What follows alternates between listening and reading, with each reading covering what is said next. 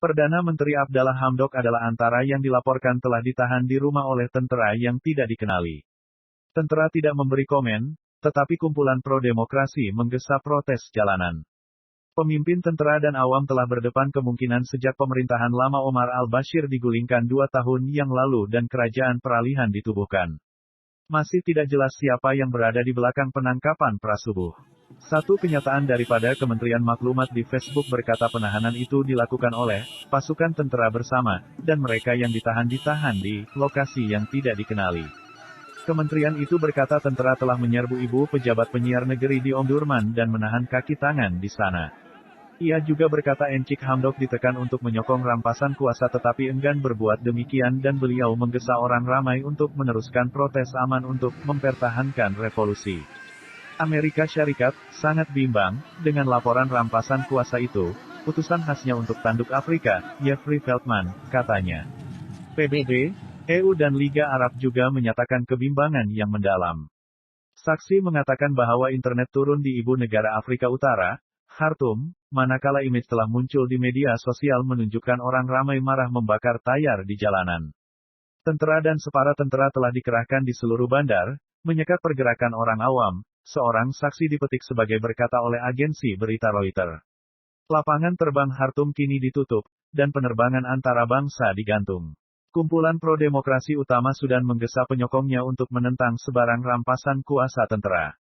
Kementerian itu berkata tentara telah menyerbu ibu pejabat penyiar negeri di Omdurman dan menahan kaki tangan di sana.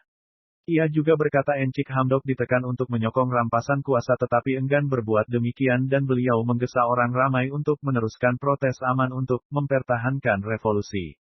Amerika Syarikat sangat bimbang dengan laporan rampasan kuasa itu, utusan khasnya untuk Tanduk Afrika, Jeffrey Feltman, katanya.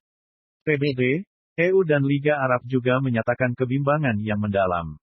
Saksi mengatakan bahwa internet turun di ibu negara Afrika Utara, Khartoum, manakala image telah muncul di media sosial menunjukkan orang ramai marah membakar tayar di jalanan. Tentara dan separa tentara telah dikerahkan di seluruh bandar, menyekat pergerakan orang awam, seorang saksi dipetik sebagai berkata oleh agensi berita Reuters. Lapangan terbang Khartoum kini ditutup, dan penerbangan antara bangsa digantung.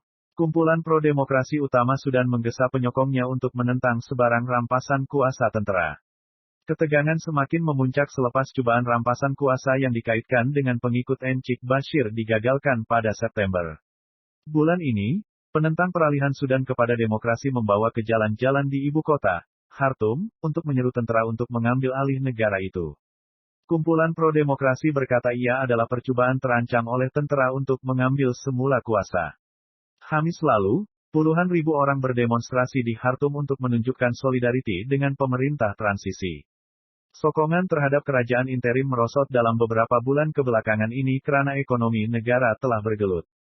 Sudan tidak dapat mencari sistem politik yang boleh dilaksanakan sejak kemerdekaan pada tahun 1956 dan telah menyaksikan banyak rampasan kuasa dan cobaan rampasan kuasa.